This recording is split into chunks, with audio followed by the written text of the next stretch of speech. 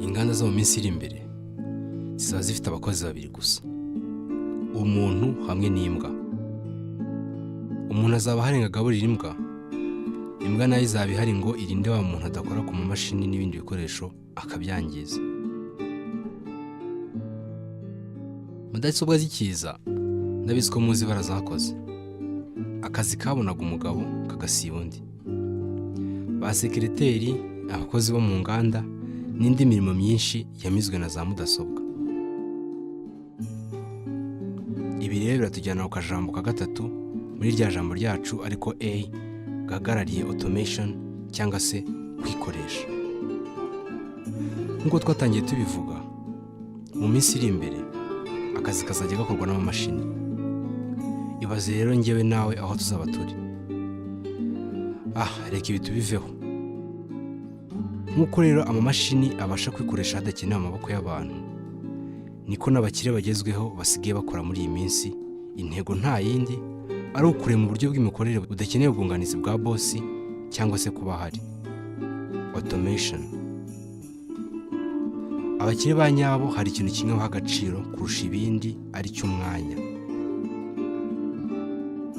Ndabizi ko hari abatekereje amafaranga, ariko hari n'undi mugabo wavuze ngo igihe ni amafaranga. Abakire ba nyabo cyangwa se ababyifuza baha agaciro igihe cyabo, hanyuma bakubaka uburyo bw'imikorere mu kazi ku buryo ibintu byose bishobora kugenda neza, yaba hari cyangwa se adahari. Ntushobora kunyumvisha ukuntu uri bosi cyangwa se uri umukire uzindukira mu kazi mu gitondo saa moya hanyuma ugataha saa yine z'ijoro. Ni ukuvuga ngo amasaha arenga 13. Reka tugenzure gato ibyo bosi wacu ashobora kuba yiriwemo. Yageze ku kazi hafata amasaha 2 yo gusoma emails no kuzisubiza, hanyuma bageze mu kanya ko kuganira n'abashinzwe ibikorwa n'abakozi no kumuha raporo z'ibyakozwe n'ibitagenda no kubishakira umuti. Ubwo igihe cya pause kiba kirageze.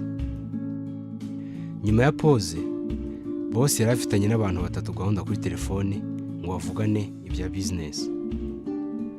Nyuma ya telefone, bosi yagombaga kujya ku yandi masite afite ibindi bikorwa bye ngo arebe uko biri kugenda. Ubwo amasaha y'akazi yamaze kurangira, saa 11:15 zamaze kugera. Kubera ubunini bwa business ya bosi, dufite umuco w'uko abayobozi bakuru bose harimo na bosi tugomba guhura tukarebera hamwe icyo twakora umunsi ku munsi kugira ngo dukomeze guteza business yacu imbere. Ibi bikorwa byose muri kibona ko ari byiza, ariko nk'uko twatangiye tuvuga ko igihe ari amafaranga kandi ko intego ari ukugira umwanya usesuye wo gukora n'ibindi bidufitiye akamaro. Bose aramutse atekereje kuri ya A hanyuma akayiha agaciro kayo, yabona ko akazi kose akora kuva mu gitondo kugeza nimugoroba gashobora gukorwa n'undi muntu w'umwizigirwa kandi w'umwizerwa ubifitiye ubushobozi. Hanyuma akaboneka igihe bibaye ngombwa, akabona n'umwanya uhagije wo gukora ibindi bimufitiye akamaro. Hari ababosi benshi nzi bakoze cyangwa se bakora muri ubu buryo, ariko iki ni igihe cyo gutekereza ko igihe tugezemo hasabwa kubakwa sisiteme y'imikorere idasaba ko ny'ibikorwa agomba kuba hibereye. Twibukiranye rimwe mu mahame agenga abatsinda twigeze kuvugaho, ari ryo gutekereza ku iherezo mbere y'itangiriro. Simbizi, ariko ahari bosi yatangiye business y'intego ari uko yakunguka cyane cyangwa se ko ihinduka ikintu amahanga. Ariko se iyi niyo ntego mu by'ukuri?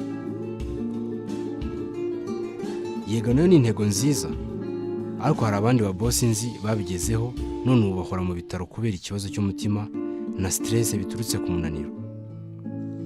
Ibi nibyo se wifuza nawe? Reka ndangize nkubaza iki kibazo nanone. Ubwo tuzi two mu minsi iri imbere tuzaba dukorwa n'amamashini gusa, akazi ari ako kugaburira imbwa zaba zicunze wakabonye ngo atangiza, uzaba uri?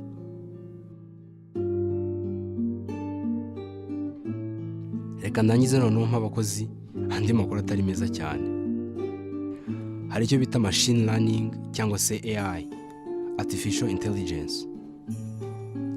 Izi zose ni intwaro z'aka kajambo zacuriwe kugukura mu kazi. Uracyafite ubwoba bwo kwihangira imirimo? Murakoze.